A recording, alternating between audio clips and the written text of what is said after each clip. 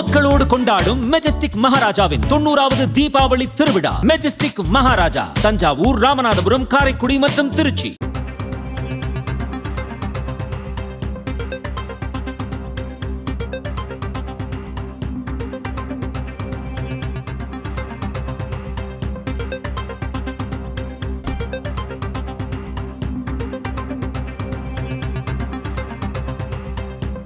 தாவேகா பொதுச் செயலர் ஆனந்தின் முன்ஜாமீன் மனு தள்ளுபடி செய்யப்பட்டிருக்கிறது.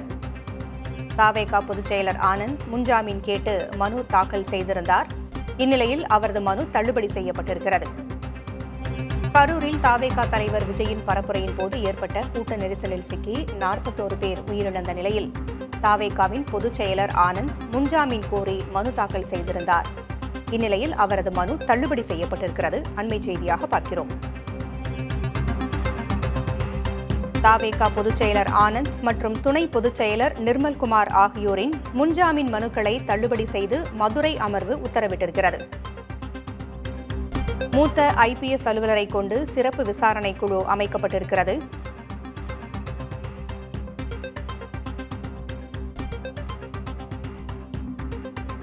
கூடுதல் விவரங்களை வழங்க செய்தியாளர் சகாய பிரதிபா இணைந்திருக்கிறார். சகாய பிரதிபா, தாவேகாவினுடைய பொதுச் செயலர் ஆனந்தின் முன்ஜாமீன் மனு தள்ளுபடி செய்யப்பட்டிருக்கிறது. தள்ளுபடி செய்யப்பட்டதற்கு என்ன காரணம் சொல்லப்பட்டது? புகழில் கரூர் தாவேகா கூட்ட நெரிசலில் 41 பேர் உயிரிழந்த விவகாரத்தில் தாவேகா பொதுச் செயலர் ஆனந்த் மற்றும் துணை பொதுச் செயலர் நிர்மல்குமாரின் முன்ஜாமீன் மனுக்களை தள்ளுபடி செய்து உயர்நீதிமன்ற மதுரை அமர்வு உத்தரவு பிறப்பித்துள்ளது. ஏற்கனவே விசாரணை முடிந்த நிலையில் நீதிபதிகள் தீர்ப்பினை ஒத்திவைத்திருந்தனர். இந்நிலையில் மூத்த IPS அலுவலரை கொண்ட சிறப்பு விசாரணை குழுவை அமைக்கத்துள்ளனர். இந்த சம்பவம் நீதிமன்றத்தின் மனதை தொந்தரவு செய்கிறது. புசி ஆனந்த் இந்த வழக்கில் 2ஆம் குற்றவாளியாகவும் நிர்மல்குமார் 3ஆம் குற்றவாளியாகவும் சேர்க்கப்பட்டுள்ளனர். முதல் குற்றவாளியான மதியழகன் மற்றும் பவுன்ராஜ் ஆகியோர் செப்டம்பர் 29 கைது செய்யப்பட்டு நீதிமன்ற காவலில் வைக்கப்பட்டுள்ளனர். இந்த விஷயத்தில் 41 பேர் உயிரிழந்துள்ளனர். சுமார் 100 பேர் படுகாயமடைந்துள்ளனர். பலர் இன்னமும் ICUவில் சிகிச்சை பெற்று வருகின்றனர். இந்த விசாரணை தொடக்க நிலையிலேயே உள்ளது. ஆகவே முன்ஜாமீன் வழங்க இயலாது என கூறி வழக்கை தள்ளுபடி செய்து உத்தரவு பிறப்பித்திருக்கிறார்கள். பொங்குழலி, முன்ஜாமீன் மனு தள்ளுபடி செய்யப்பட்டிருக்கிறது. தாவேகா துணை பொதுச் செயலர் நிர்மல்குமாரின் மனுவும் தள்ளுபடி செய்யப்பட்டிருக்கிறது. இந்த வழக்கினுடைய அடுத்த கட்ட விசாரணைகள் குறித்த நடவடிக்கைகளும் எடுக்கப்பட்டிருக்கிறது. சிறப்பு விசாரணை குழுவும் அமைக்கப்பட்டிருக்கிறது. இதுகுறித்து மதுரை அமர்வு ஏதும் கருத்து தெரிவித்திருக்கிறதா? பொங்குழலி, இதற்கு முன்பாக அதாவது புசி ஆனந்த் மற்றும் நிர்மல்குமாரின் முன்ஜாமீன் மனுக்கள் இங்கு விசாரணையில் இருந்தபோதே சென்னை உயர்நீதிமன்றம் சிறப்பு விசாரணை குழுவை அமைத்து உத்தரவிட்டது. ஆகவே இந்த ஜாமீன் மனுக்கள் அதாவது முன்ஜாமீன் மனுக்கள் மீதான விசாரணை முடிந்து தீர்ப்பினை நீதிபதி ஒத்திவைத்திருந்தார். அந்த சமயத்திலேயே சென்னை உயர்நீதிமன்றம் சிறப்பு விசாரணை குழுவை அமைத்து உத்தரவிட்டது. ஆகவே தற்போது நீதிபதி அதனை தனது உத்தரவில் மேற்கோளாக காட்டி இருவரது முன்ஜாமீன் மனுக்களையும் தள்ளுபடி செய்து உத்தரவு பிறப்பித்திருக்கிறார். பொங்குழலி, இதில் முதல் குற்றவாளியான மதியழகன் மற்றும் பவுன்ராஜ் ஆகியோர் கைது செய்யப்பட்டு நீதிமன்ற காவலில் வைக்கப்பட்டிருக்கிறார்கள். அவர்களிடமான விசாரணை எந்த நிலையில் இருக்கிறது? சகாய பிரதிபா.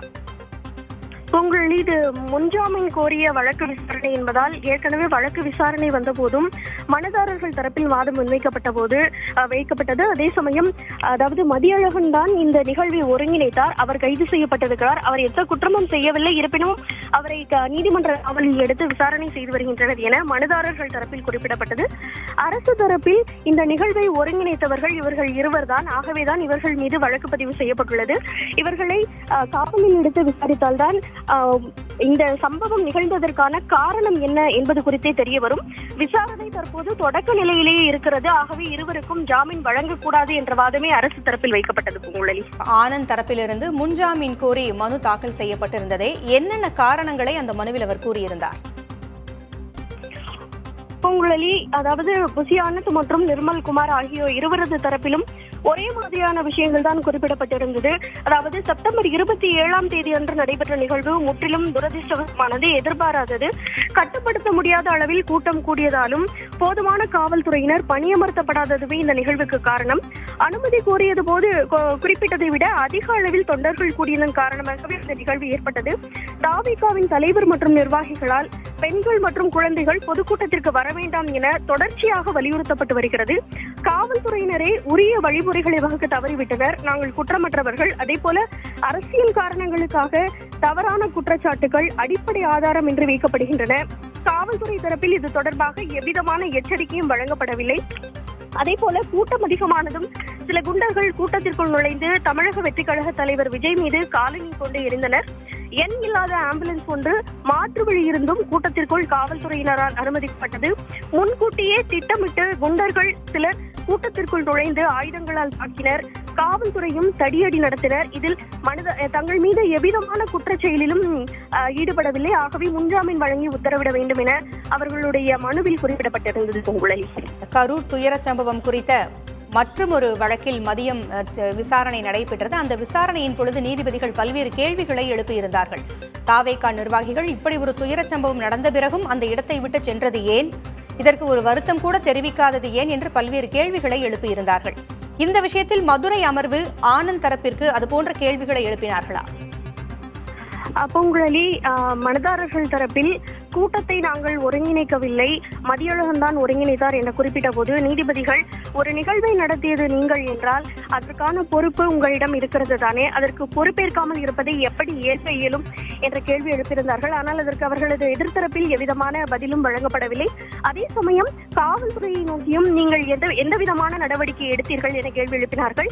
அதே போல இந்த உத்தரவிலும் கூட ஒரு நிகழ்வை ஒருங்கிணைக்கும் போது ஒருங்கிணைப்பாளர்கள் மற்றும் காவல்துறையினருக்கு அந்த நிகழ்வை ஒருங்கிணைப்பதில் அதிக பங்கு இருக்கிறது என்பதையும் நீதிபதி தன்னுடைய தீர்ப்பில் குறிப்பிட்டிருக்கிறார். பொங்குழலி, விசாரணை தொடக்க நிலையிலேயே இருப்பதாக கூறி மனுவை உயர்நீதிமன்ற மதுரை கிளையானது தள்ளுபடி செய்திருக்கிறது. தாவேகா துணை பொதுச் செயலர் நிர்மல்குமாரின் மனுவையும் தள்ளுபடி செய்திருக்கிறது நீதிமன்றம்.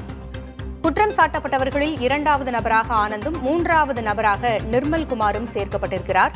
சகாய பிரதிபா, தாவேகா தரப்பு வழக்கறிஞர்கள் கூறுவதை பார்க்கும் பொழுது இன்னும் இந்த வழக்கில் வேறு யாராவது சேர்க்கப்படுவதற்கான வாய்ப்புகள் இருக்கிறதா? தாவேகா தரப்பு வழக்கறிஞர்கள் தரப்பிலிருந்து இதற்கு என்ன விளக்கம் அளிக்கப்படுகிறது?